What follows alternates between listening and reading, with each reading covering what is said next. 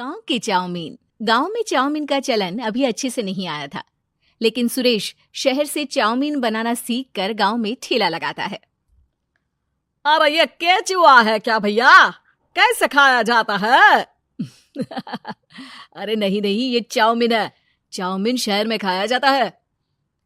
कितने की दे रहे हो सुरेश? 10 रुपए की प्लेट भरकर। तभी वहां शहर से पढ़ा एक लड़का आता है। जरा एक प्लेट चाउमीन तो देना। सुरेश उसे चाउमीन देता है। उसे चाउमीन खाता देख गांव वाले भी उससे चाउमीन ले लेते हैं और खाने लगते हैं। अरे वाह सुरेश भैया, कमाल की बनाए हो। 2 प्लेट मेरे बच्चों के लिए भी पैक कर दो। बस फिर क्या था, सुरेश का ठेला लगता है और चाउमीन खरीदने वालों की लाइन लग जाती है। तभी वहां से गांव का साहूकार होकर गुजरता है। और ये क्या भीड़ लगी है? लगता है झगड़ा हो गया है गांव में। चलूं मैं अभी तो मजे ले लूं। अरे कहाँ इतनी भीड़ लगी है? यहाँ लड़ाई हो गई है क्या? अरे साहूकार साहब, ना कोई लड़ाई ना हुई है। ये तो सुरेश की दुकान है चाउमीन की। हम लोग चाउमीन खाने आए हैं, आप भी खाइए ना। साहूकार चाउमीन खाता है और सुरेश की तरफ देखता है, जो सारे दिन के पैसे गिन रहा होता है। अरे सुरेश, क्या लागत है इस काम की? अरे साहूकार जी, आप अब आए हैं तो ये पूरे 10,000 रुपए ले जाइए, जो पिछले साल शहर जाने से पहले आपसे लिए थे ना। लागत तो क्या कहे, जो आपने दिया था उसी में सीखा भी है और दुकान भी खोल ली। अरे पैसे इतने जल्दी क्या जरूरत थी? कैसे जरूरत नहीं थी साहूकार जी, इतना मोटा ब्याज कहाँ से भरते। साहूकार को अब सुरेश की दुकान को हड़पने की लालच आ जाती है। नाना करते ये सारे दिन में 500 रुपए कमा ही लेता है। अरे गांव में ये ऐसे ही कमाता रहा तो कहीं ब्याज का काम ना शुरू कर दे। अरे भैया, कोई ना कोई जुगाड़ तो करना पड़ेगा। अब साहूकार घर आ जाता है और अपनी बीवी को सारी बात बताता है। हाँ जी, ये तो मैंने भी सुना है कि सुरेश के हाथ की चाउमीन नहीं खाई तो कुछ नहीं खाया। अरे हाँ, सही ही कहते हैं। मैं अभी खा कर ही आ रहा हूँ। अरे भाग्यवान है, कितना अच्छा हो ना अगर वो पैसा हम लोगों को मिल जाए। क्यों है? हाँ, वो तो है, लेकिन कैसे? हम लोगों को तो चाउमीन बनाना आता ही नहीं है।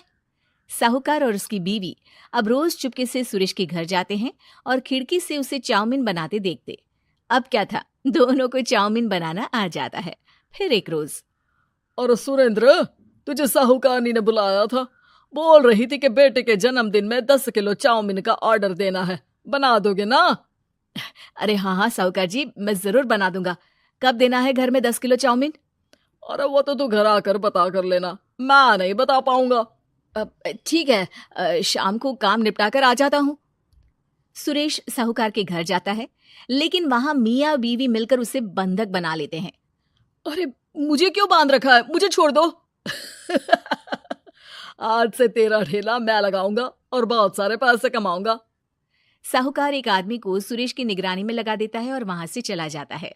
अगले दिन, अरे साहूकार जी, आप कब से चाउमीन बेचने लगे? और अपना ये सुरेश कहाँ गया? और वो तो शहर गया है। उसका कोई काम निकल आया था। बोल रहा था कि जब तक वो ना आए तब तक मैं ही उसके ठेले का काम कर दूं। पैसे भी तो बहुत उधार ले रखे थे उसने। लगता है कर्जा भरने के डर से भाग गया है। अरे पर वो तो बोल रहा था कि उसने सारा कर्जा उतार दिया है। और वो क्यों भागेगा? इतना तो कमा रहा था। अरे मुझे क्या पता। अरे चाउमीन खाना है तो बोलो, नहीं तो भागो यहाँ से। अरे हाँ, दे दो। अब तो चाउमीन खाना पूरे गांव के लोगों के लिए आदत ही बन गया है। ना खाओ तो नींद ना आए। हाँ, तो लो और निकालो 50 रुपए। 50 रुपए क्यों? सुरेंद्र तो 10 रुपए में देता था। अरे वो पागल था, मैं थोड़ी ना हूं। गांव वाले, जिनको चाउमीन की लत लग गई थी, वो करते भी क्या, दे दो और ये लो 50 रुपए। लेकिन फिर साहूकार उन लोगों को प्लेट में थोड़ी सी चाउमीन रख देता है। अरे ये क्या? पैसे 5 गुना ज्यादा और चाउमीन बस इतनी सी। अरे साहूकार साहब, भगवान से तो डरो। बस फिर क्या था, साहूकार की मन मर्जी चलने लग जाती है और गांव वाले करते भी क्या। एक रोज, मुझे तो लगता है कि सुरेश को साहूकार ने मार डाला होगा, क्योंकि उसका काम इतना अच्छा चल रहा था। फिर वो क्यों जाता, और वो भी साहूकार के हवाले दुकान करके? ना बाबा ना।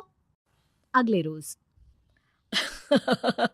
भाग्यवान, देखो तो जरा, इस सुरेश भी ना कितना पागल था। जिस काम से वो ज्यादा पैसे बना सकता था उससे इतने कम पैसे छाप रहा था।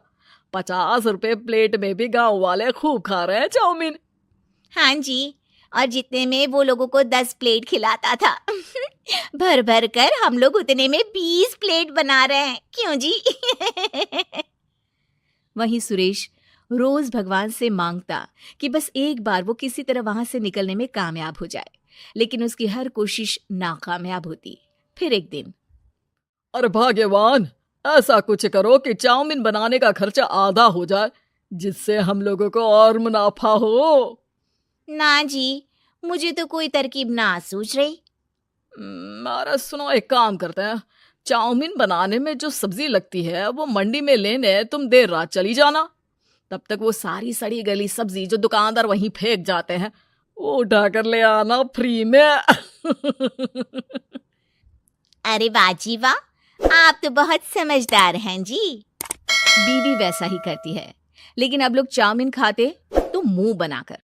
फिर एक बार, अरे राम राम राम, ये पेट में दर्द काहे हो रहा है? आई, आई, आई, आई, आई। हाय रे हाय, मेरा भी पेट दर्द के मारे फटा जा रहा है।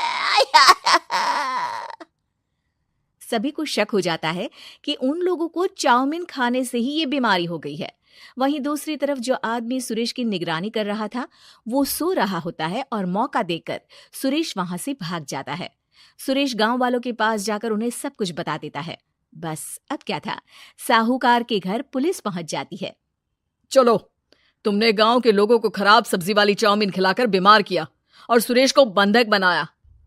तुम्हें इसीलिए हम गिरफ्तार कर रहे हैं। साहूकार को पुलिस ले जाती है और फिर अगले दिन से सुरेश का ठेला गांव के बाजार में लग जाता है, जहां अब पहले से ज्यादा भीड़ होती है।